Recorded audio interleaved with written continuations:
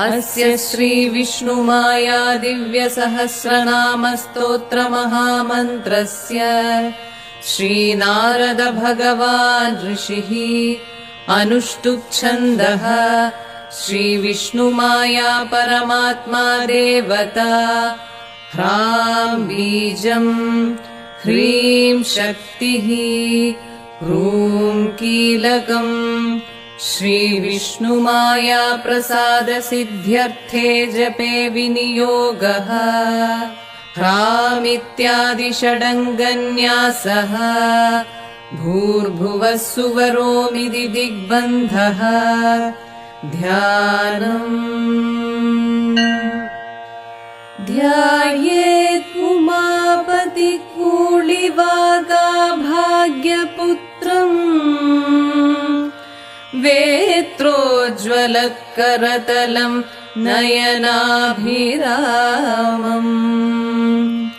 विश्वरूपवश्यगात्रम् महिषवाहनम् वाञ्छितार्थफलप्रदम् विष्णुमायाश्रियम्।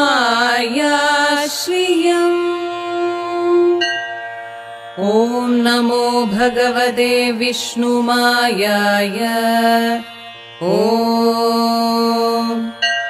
विष्णुम् विष्णुमहारूपो शिवपुत्रो जनप्रभुः विश्वतः परमाध्यक्ष Vishwanath विशेषधृक् करजधारी सुराध्यक्षः सोममौलीशनन्दनः